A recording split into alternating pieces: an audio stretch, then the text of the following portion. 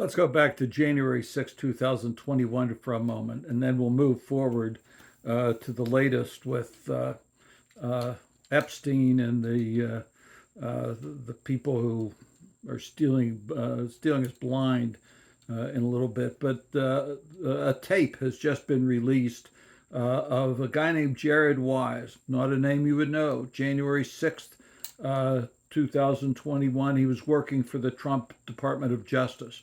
He is now a special advisor to the Department of Justice. What the tape shows is Jared Wise yelling at the protesters on January 6th, quote, to kill the cops. This is who Trump has become. This is who our Department of Justice has become. They're not a Department of Justice. They're a joke. They're like an arm of Trump's Gestapo, no more, no less. Meanwhile, Trump and his people, hate to even use that word with them, are firing top-level FBI people who have sworn to protect this country because they had the audacity to investigate January 6th. He wants to erase this from our memories. It used to be, when I was younger until recently, the Republican Party allegedly stood for law and order. They've given up all pretense of that. What they now stand for is cruelty and no law and no order. Then let's talk about what do you call it? Epstein and the guy named Alex Acosta. Acosta was the assistant U.S. attorney or U.S. attorney in Florida who gave Epstein a sweetheart deal, notwithstanding being one of the largest sex traffickers in the world. He gave him a deal where he pled guilty to soliciting underage prostitutes.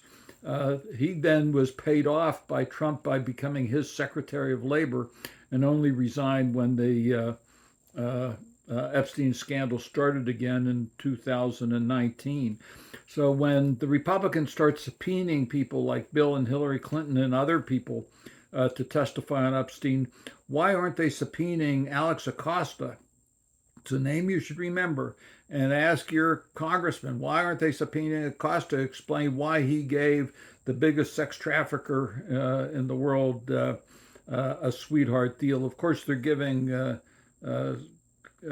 Maxwell a sweetheart deal. She's now in a Club Med prison in Texas, and the people there don't want a sex trafficker among them. But that's how Trump pays her off for whatever she's going to testify to, and don't think for a minute that any of this stuff is above board.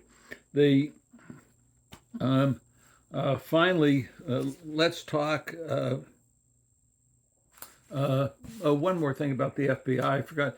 The Department of Justice has asked the FBI to arrest the Democratic representatives in Texas who were refused to create a quorum for the Texas legislature to gerrymander their election districts.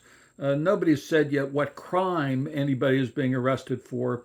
So keep in mind that this is just Trump's FBI are now arresting people willy-nilly. We've heard about the ICE, in my view, sex trafficking criminals into prisons in El Salvador, so they might as well start arresting people for no reason whatsoever around the country.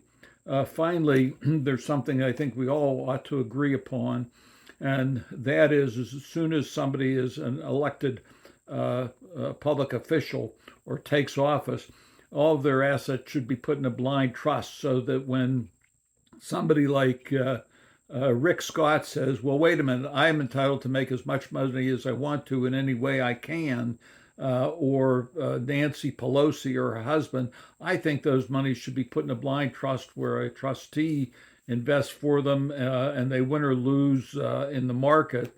That way, they shouldn't be able to trade on their information any more than you and I or anybody else can trade on inside information. It is criminal what they're doing, and if you have followed some of this a couple months ago, there are a lot of people that made a lot of money, and Trump admitted to it back in March when he was talking about imposing tariffs on Independence Day or whatever nonsense he was spouting at the time. And he talked about his friends made a lot of money around his announcement of that stuff. The rest of us lose, and we lose because of the economy. But Trump and his group are trying to take every penny that they can.